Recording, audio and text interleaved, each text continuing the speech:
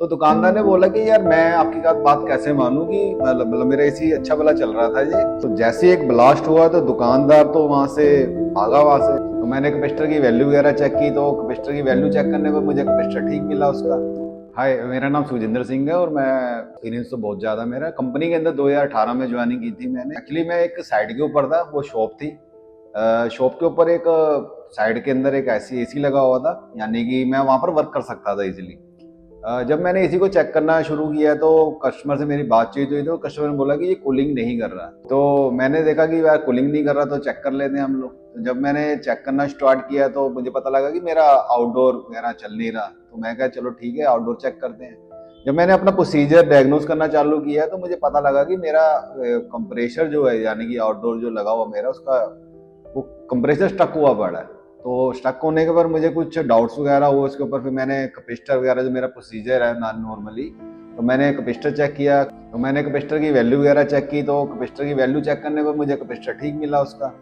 Normally मैं continuity check कर सकता हूँ कंप्रेसर की, तो मैंने वो भी चेक किया, मतलब कि कॉमन स्टार्टिंग रनिंग जो हमारा जो प्रोसीजर रहता है मैंने उसको चेक करना स्टार्ट किया। तो मुझे सारा कुछ तकरीबन सही मिला वहां पर। तो फिर भी मैंने एक मेरे पास एक नया कैपेसिटर रखा हुआ था, मतलब कि सेम वैल्यू का। तो मैं कहा चलो एक बार चेंज करके देख लेते हैं। और मैंने उसको चेंज करके भी चलाने की कोशिश की, लेकिन मेरा कंप्रेसर नहीं ऑन हुआ वहां पर। तो वहां पर मेरा एक डिसीजन निकल गया कि कंप्रेसर यहाँ पर डेड है। तो मैंने दुकानदार को मतलब कि बताया कि कंप्रेसर रिप्लेस करना पड़ेगा।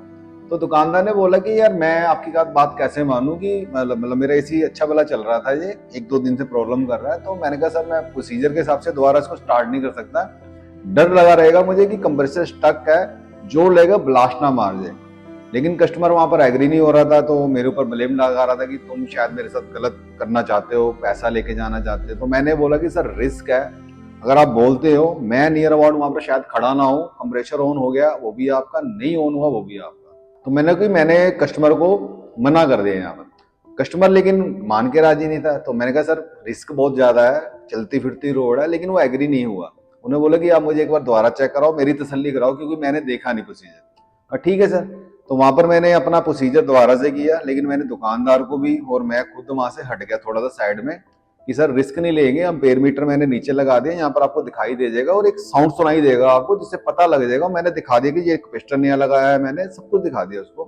तो दुकान ने बोला ठीक है डन।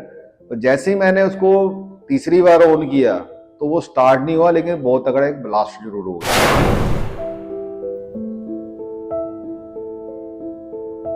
तो जैसे एक ब्लास्ट हुआ तो दुकानदार तो वहां से भागा वहां से, लेकिन मैं भाग नहीं सकता था वहां, क्योंकि मेरा वहां पर एक वर्क था।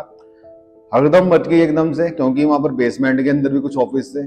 ऑफिस वाले पूरे बाहर आ गए, क्योंकि जो लपटें थी वहां पर उस टाइम, मैं अमेजिंग नहीं कर सकता, मतलब कि मैंने शायद कभी लाइफ के अंदर इतनी लपटें देखी भी नहीं थी आगे। तकरीबन जो लपटें थी 10 से 12 फुट हाइट तक जा रही थी। तो आपको नज़ारा समझ में आ रहा होगा कितना भयंकर माहौल बन गया था वहां पर।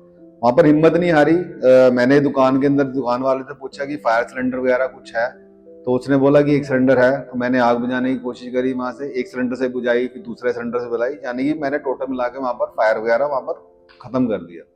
दुकानदार से फिर मेरी बाद में, क्योंकि मैं अंदर जाकर, क्योंकि बहुत ज्यादा भीड़ भड़क्का हो गया था वहां पर, फिर मैंने दुकानदार को बोला कि मैं अंदर ही स्टे कर रहा हूँ, कहीं जा नहीं रहा, डिस्कस करके ही जाऊंगा आपसे।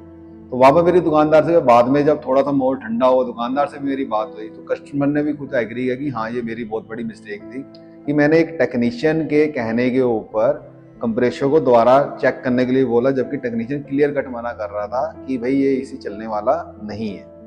हो सकता है कि कस्टमर के दिमाग में देखो काफी सारे टेक्नीशियन जाते हैं। तो मैं यही कहना चाहूंगा, जहां पर आपको लगता है कि कंप्रेसर स्टक है या अर्थिंग प्रॉब्लम है, कस्टमर को अवेयर कर दीजिए, बता दीजिए उनको कि रिस्क वाला काम है यहाँ पर, और आपको लगता है कि बहुत तगड़ा रिस्क है तो प्लीज उस साइड के ऊपर सेफ्टी का बहुत ज्यादा ध्यान दीजिए।